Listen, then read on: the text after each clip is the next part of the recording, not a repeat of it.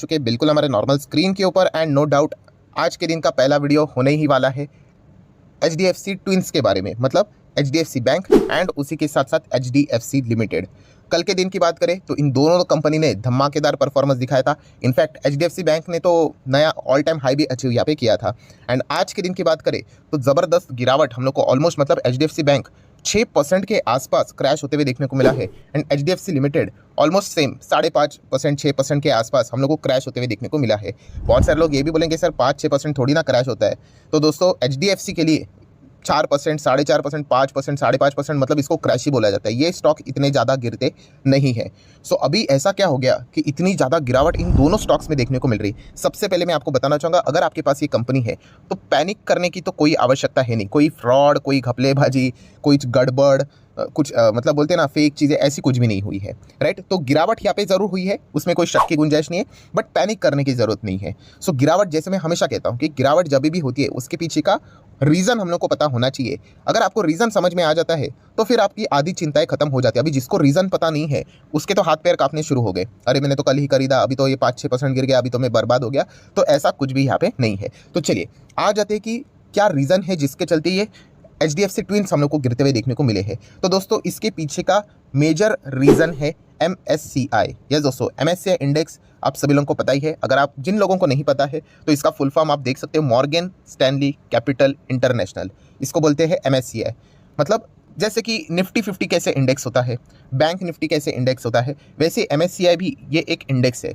And I stands for what, international, मतलब ये international level का इंडेक्स होता है, राइट। जैसे कि मैं मल्टीपल टाइम आपको बोल चुका हूँ कि मान लीजिए अगर आपको वियतनाम में इन्वेस्ट करना है, कि आपको वियतनाम में कौन सी कंपनी से आपको थोड़ा भी अंदाज़ा है, आइडिया है, नहीं है ना, तो फिर आप क्या कर सकते हो कि MSCI के जो इंडेक्स होते हैं, ग्लोबल लेवल के इंडेक्स होते हैं, वहाँ पे जाकर देख सकते हो कि कौन कौन से कंपनीज उन्होंने अपने इंडेक्स में शामिल किए। ये वही कंपनीज को अपने इंडेक्स में शामिल करते हैं जो कि बहुत बड़े होते हैं। हाँ, अलग अलग टाइप के आपको इंडेक्स मिलेंगे। सो उस हिसाब से यहाँ पे क्या पता चलता है कि दुनिया भर के जो बड़े इन्वेस्टर होते हैं वो इनके इंडेक्स को फॉलो करते हैं। ये सबसे पहली चीज़ें समझो। मतलब MSCI इंडेक्स को कौन फॉलो करता है? Yes, foreign institutional investor, foreign portfolio investor. जो FIS FPS होते हैं ना हमारे भारत की, अगर हम लोग बात करें, देखते हैं ना FIS DIS, उसमें जो FIS होते हैं वो इनके इंडेक्स को फॉलो करते हैं।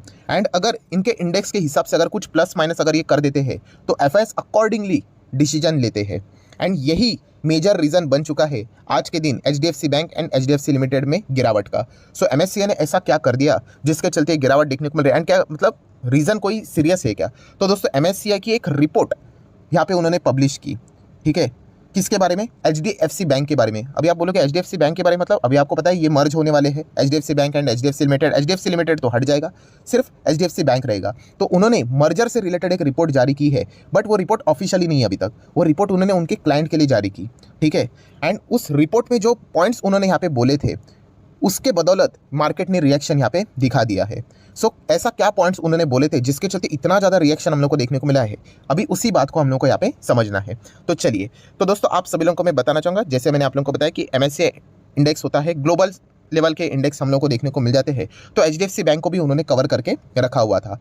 एंड उन्होंने लार्ज कैप सेगमेंट में इसको कवर करके रखा होता है। And post merger HDFC bank से रिलेटेड उन्होंने उनका एक एडजस्टमेंट फैक्टर होता है दोस्तों। एडजस्टमेंट फैक्टर मतलब यही मर्जर की अगर हम लोग बात करें तो इससे रिलेटेड उन्होंने कहा था कि एडजस्टमेंट फैक्टर 1 दिया था, राइट। अभी एडजस्टमेंट फैक्टर जब भी 1 दिया यहाँ पे जाता है ना, तो इसके चलते दोस्तों क्या यहाँ पे एक्सपेक्ट किया जाता है? तो इस चीज़ के चलते दोस्तों एक्सपेक्ट किया जाता है कि बहुत ही शानदार इन्फ्लो हम लोग को HDFC बैंक में देखने को मिलेगा मर्जर के बाद। कितना इन्फ्लो देखने को मिलेगा? तो बताया जा रहा था कि इंक्रीमेंटल इन्फ्लो हो सकता है अराउंड $3 बिलियन का।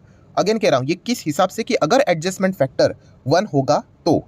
एंड दोस्तों अभी कल के दिन जब लेट नाइट MSCI इंडेक्स की जो रिपोर्ट निकली तो उनका जो एडजस्टमेंट फैक्टर था दोस्तों, वो पोस्ट मर्जर HDFC बैंक के लिए उन्होंने 1 नहीं लिखा, उन्होंने इसको बदल दिया उनके क्लाइंट के लिए। तो उन्होंने कितना बोल दिया? तो आप देख सकते हैं उन्होंने बोल दिया इस फैक्टर को 0.5।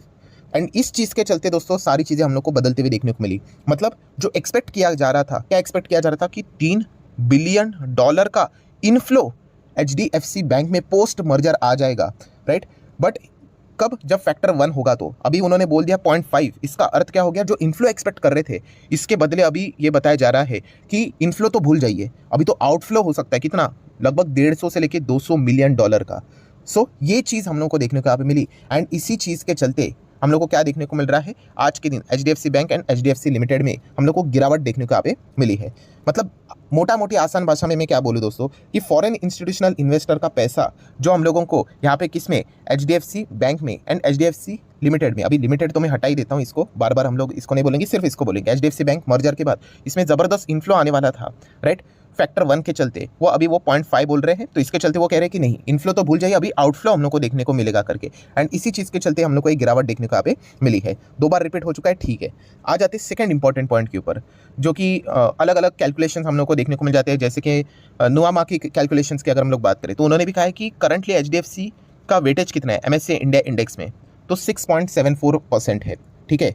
एंड पोस्ट मर्जर की अगर हम लोग बात करें, एक बार मर्जर हो जाए तो यही वेटेज गिरकर 6.5 हो जाएगा, राइट। तो वेटेज गिरना मतलब ऑटोमेटिकली पैसों का आउटफ्लो हम लोग को देखने को मिल जाएगा। तो ये भी एक पॉइंट को यहाँ पे मेंशन यहाँ पे किया जा रहा है। और जैसे मैं बार बार यहाँ पे बोल रहा हूँ कि इनफ्लो आउटफ्लो किस पॉइंट से यहाँ पे बोला जा रहा है, फॉरेन इंस्टीट्यूशनल इन्वेस्टर की ओर से।